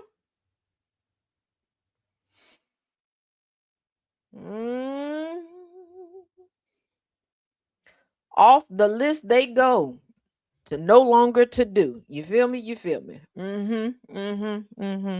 In a lengthy document detailing how the Affordable Care Act, more commonly known as Obamacare, will operate next year, the Trump senior administration suggested that insurers consider offering loans to cash-strapped customers, the New York Times reported. Officials say the idea is a way to help people with low monthly premium and high out-of-pocket costs who encounter a devastatingly high medical bill. So Nana, it is. She says she prayed to not have to pay off a debt. Next thing you know, that person was in the upper room. First of all, I didn't even say that lady name, sir. Look at you putting people business out there. Second of all, this my side hustle. Hush. All these televangelists can pay for prayers. I can put out the collection plate to put together a prayer list for her to pray for. She willing to pray for everybody. She said that she liked to pray. Okay? Up in my business.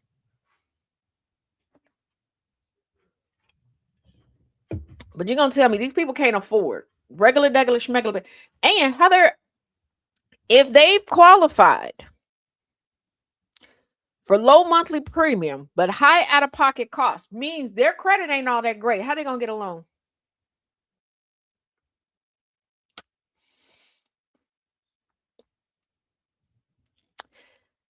Experts told the Times the plan is likely to strain the budgets of people already dealing with higher healthcare costs at a time when more than a third of American households already have a medical debt. Is everybody stupid? Is everybody stupid? I want y'all to tell me how people with low monthly cost, low monthly premium, but high out-of-pocket costs, meaning their credit isn't that great, meaning that they're low income, meaning that they're delayed on payments, are going to qualify for a loan. How about this? How about this? How about this? Since most people listening and watching are older than credit scores. Bet you didn't know that, huh? Bet you by golly you are. Yeah. How about we just get rid of credit scores? Because quite honestly, once you reach a certain financial standing, they no longer consider your credit score. And if you think I'm joking, go back and look at any interview from an athlete, a musician, etc. And when they talk to you about how poor they were, how they took out all these loans, how they defaulted and this, that, and the other. And then when the money started rolling in, they weren't even filling out paperwork, let alone having their credit run. They're having credit extended to them. And how about making doctors, retired doctors, etc., and nurses the boards on these hospitals, and who runs insurance companies instead of business personnel, so things can be priced accordingly. Please explain why we're going to Le Dollar Trait to get $1.25 Band-Aids, but charging the average person who needs it, who requires a Band-Aid if they're going to healthcare professionals, $25 for it. Why are we making a profit off of something that, quite honestly, should have always been state run? And by state run, we mean the government running it. Why? Why do we allow so many things to be privatized? And where are the states' rights people? Because y'all the ones that seem to need the medicine the most. You complain about Billy Bob being on the meth and can't get off of it. And, Juliana needs her methadone, but, you can't afford that either. But you keep voting against organizations and programs that would help you do that because y'all like scamming the system, Georgiana. And that's a component of when you think that somebody's voting against their best interest, that is a component we need to start having the conversation about. The people who are addicted to getting off of scamming the system, scamming the government, knowing they don't qualify for stuff, but going out of their way to make sure that they get it. And they do it while standing in the store making claims about people who rightfully have the benefits. Because, baby, you ain't lived till you watch one EBT recipient try to dog out another EBT recipient in the line.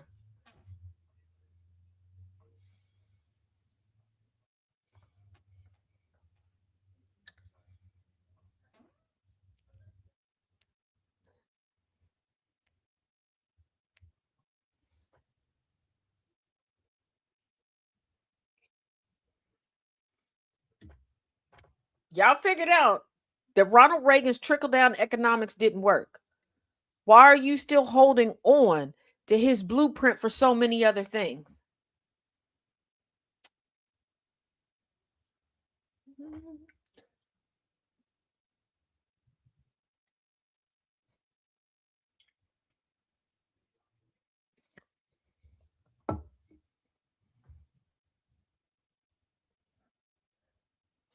Quite honestly, hear me out. I don't think that there should be a such thing as a private school.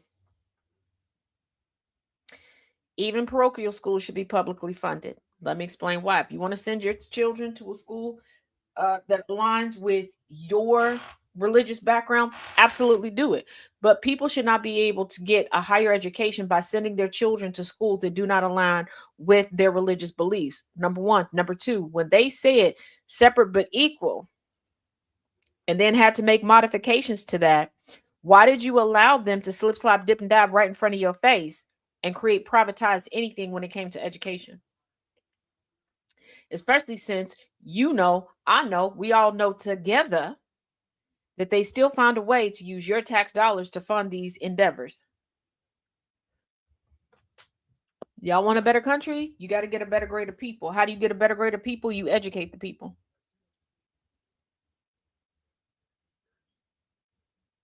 But see, educated people would be a collaboratively and cooperatively living people that understand that there is no need for millionaires, billionaires, trillionaires when everybody's happy, healthy, and fruitful. Because a lot of these people, their desire to work so hard to garner so much money and do all these things is protection from those that might behead them in their sleep. And before you try to argue with me, I want you to think about something. Are you learning lessons? If you're a horror movie fan, you like horror movies, are you learning lessons from them, or are you only focusing on the gore? Did you realize that the whole genre is based in social commentary? Moving on, we're afraid. Top Trump aides reportedly think Maggie Haberman and Jonathan Swan have tapes of sensitive conversations inside the Situation Room. I could have told you that they probably do. What have I been telling y'all since before the first Trump administration? That people in Trump's sphere have a habit, decades-long habit of taking videos, keeping voice notes, keeping emails. Why is this new? Don't nobody be listening to me. See, y'all don't be sharing me to enough places. That's the thing. We're going to get better, okay? We're going to get better. Annabelle was very, very kind to give me some pointers. So in the next week or two, I'm going to implement some things. I just asked y'all to help a girl out. It don't cost you nothing but a few seconds here or there to give a share, okay? Can we do that? Can we work together? Because one share at a time. We going to educate the masses, okay? Okay. An explosive report. I'm sorry. The immature side of me was about to say a whole different word after enduring the fights, white trashapalooza last night. Even when we got off the air, I continued to watch for a period of time until my brain got tired. I honestly don't even remember falling asleep. I remember transferring the feed from my MacBook to my iPad. I went upstairs and I remember shutting down the iPad. I don't remember falling asleep. I'm glad I didn't fall asleep on the iPad because, baby, listen. And a little thick. If I'd have rolled over on this iPad and crushed it, y'all probably wouldn't have seen me for 6 or 7 business weeks because I'd have been crying my eyes out. Okay. I'd have been over here singing to the iPad like, unbreak your screen. come together again. Like, it would have been that bad. So I almost said something else behind that explosive, especially there's a big old picture of Trump right above where the article starts. Oh, this what happens. Oh, what is in this Pepsi? It's been so long since I've had a Pepsi. Gee, me. Oh. Okay. An explosive new report Sunday said top White House officials think New York Times reporters Maggie Haberman and Jonathan Swan have gotten tapes of audio from inside the Situation Room in what would be a truly stunning security breach. Yeah, because okay, first y'all said that they were lying, which that confirmed for me that they was telling the truth in their book, okay? But then you all are letting us know that their details are way too spot on. So either somebody is a note taker, like I'm a note taker. I don't know if Jess is still in here.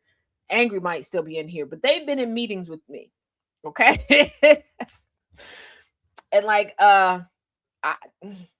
baby, if you miss a meeting and I'm in it, come to me. Okay. Come to me. I can tell you who was in there, who said what, when they said it, how did, like, I got the notes. I got the notes.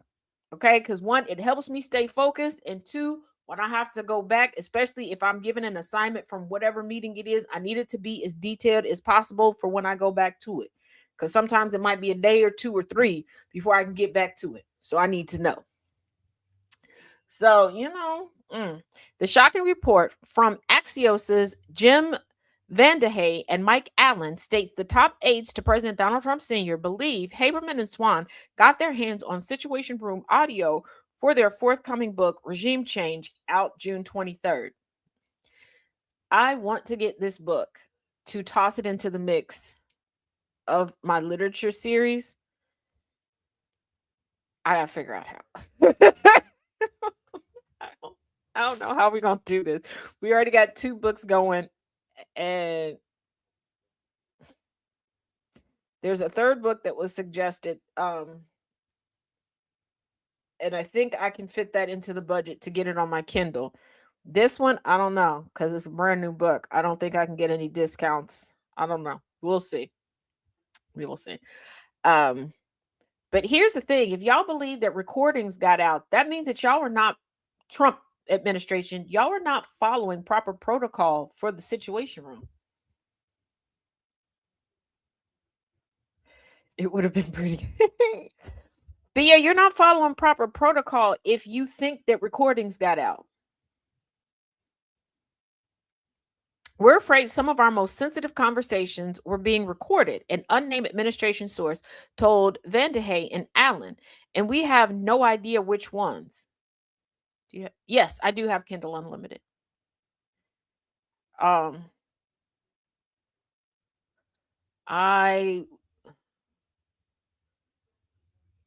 did I've Kindle, well, as part of a Christmas gift. I have an aunt that's paying for my Kindle Unlimited until December. So yeah, I can Kindle Unlimited. On Wednesday, the Times published a splashy excerpt from the book centered on the White House's handling of the DOJ files on Jeffrey Epstein. That piece included heavily quoted accounts from numerous Situation Room meetings in which high-level officials made candid statements. In one of the reported conversations, White House counsel David Warrington floated the idea of a presidential pardon for Ghislaine Maxwell, a suggestion which drew strenuous objections from several others in the room. What's the name of the book? Hold on, Mrs. Lyles. I'll get it to you in just a second. Haberman and Swan obtaining Situation Room audio would undoubtedly draw renewed scrutiny on the administration's ability to keep sensitive conversations private. Last March, The Atlantic's Jeffrey Goldberg was included on a chat in the Signal meeting messaging app in which Trump officials discussed plans for U.S. military strikes in Yemen just prior to the strikes. Vandehey and Allen noted in their report that independent recording devices are not allowed in the Situation Room, which they call one of the most secure settings on earth. Axios reported that Trump Sr. is furious about the blow-by-blow accounts of the Situation Room conversations. They added that Haberman and Swan refused to comment on their report. And here's the thing, because of how this administration has handled things, I am wondering if it's like, is it even a recording? That's my thing. Is it a recording? Because now I myself, and I know a few people who can do it as well. If you catch us within a certain time period of a meeting or a conversation, we can give you play by play, legitimately everything that was said. And depending on the severity of something or the seriousness of something, I can recount full blown conversations, word for word, ball for ball, years, decades later. So it kind of depends. Haberman and Swan's book, Mrs. Lyles, is called Regime Change. So I have to see how much it is.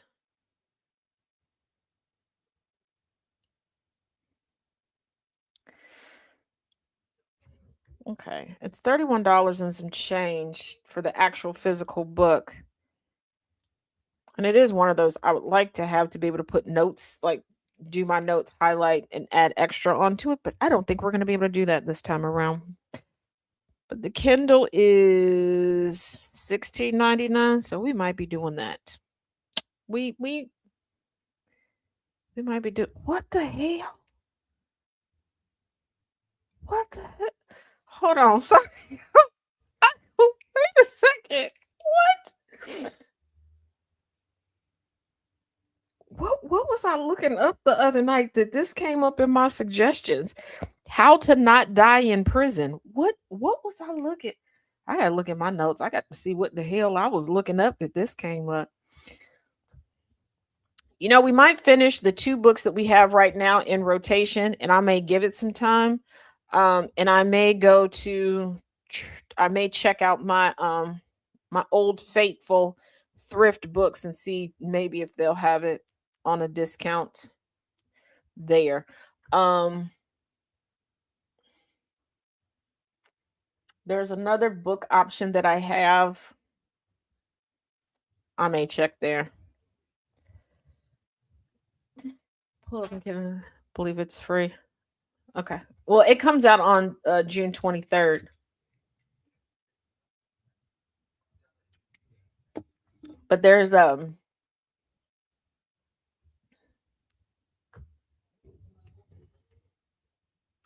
organization that helps funnel money to local minority owned bookstores. And they have it's kind of like Kindle. So I'll check with them also. Oh, thank you, Inferno. So yeah, but I'm definitely gonna check with also with the thrift books.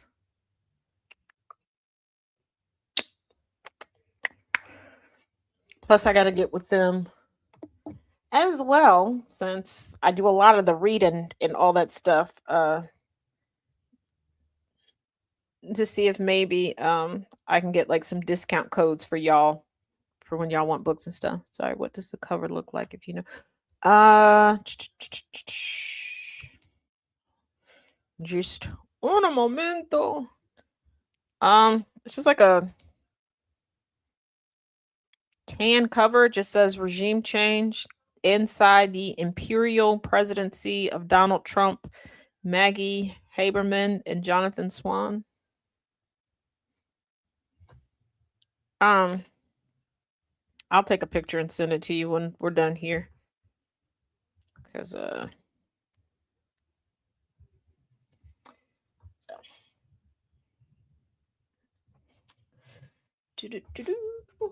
yeah, we will do it that way.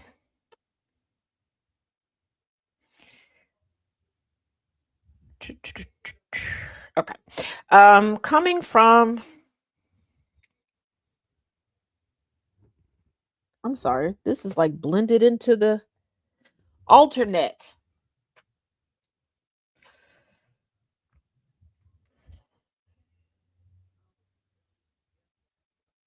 Okay, I don't know why that's blending into the background, but I believe this is coming from alternate. Trump's children bought their Albanian resort, stretching to calling it a resort, from an alleged mob-linked figure. How you buy a part of a country from the mob? What the? What? If 1 + 1 is 2 and 2 + 2 is 4, what the hell is this?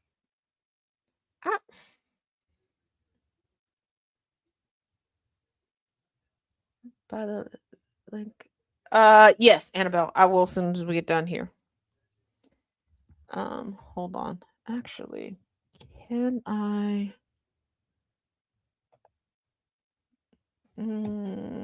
Hold on.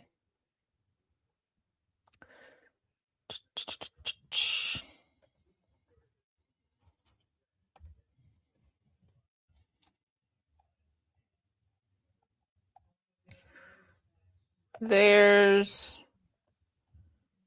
actually 3 different squeaky tank designs. So there you go. Okay. President Donald Trump Sr.'s daughter and son-in-law, Ivanka and Jared Trump. Jared's last name is Kushner. Oh, the shade. The shade. The shade. The shade. Wait a minute, I just caught that. What? Okay. Exactly, twin. Because I'm like, okay.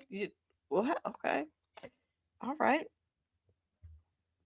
Are embroiled in a fierce controversy over their planned resort in Albania. They're not trying to put a resort there. Trump Sr. wants control over that strait.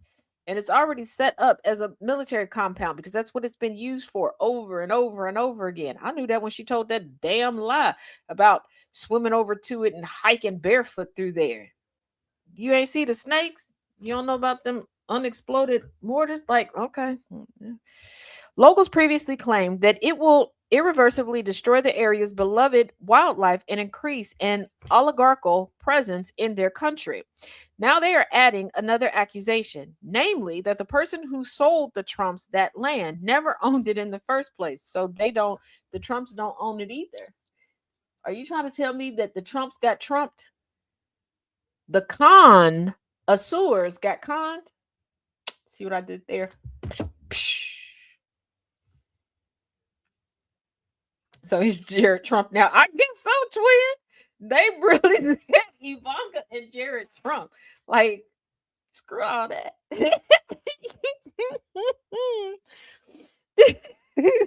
The disputed property was sold by Artur Shehu, a businessman who has claimed his family's ownership dates back to the Ottoman Empire.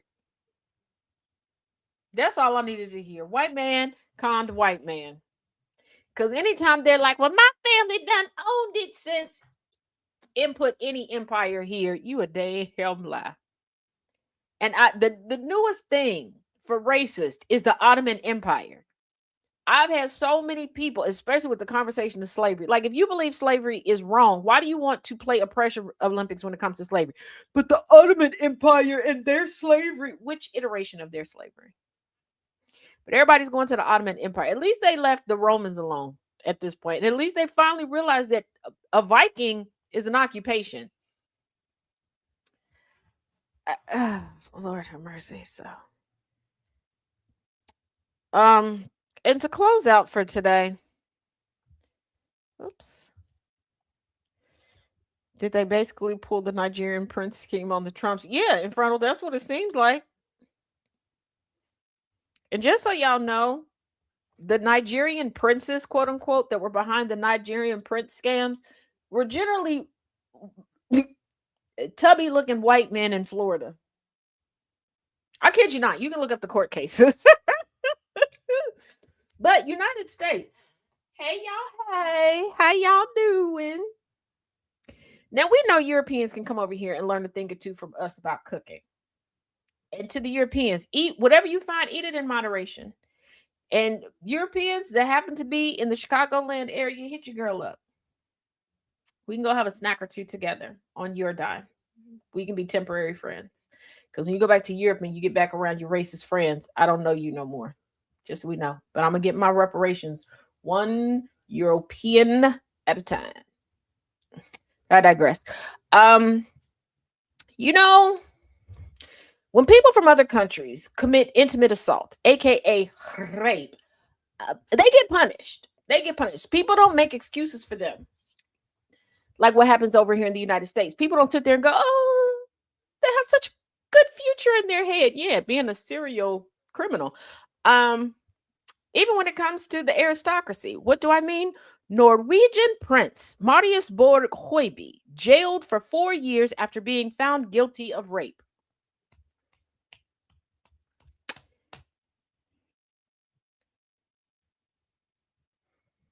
No notes. No notes. See how they didn't care about a bank account? See how they didn't care about a title?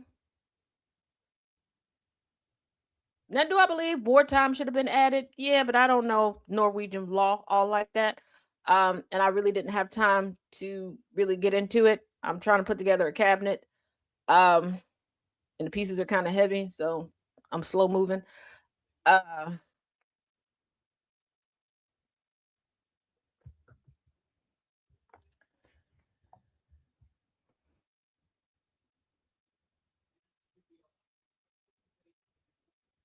See how that works? See how that works?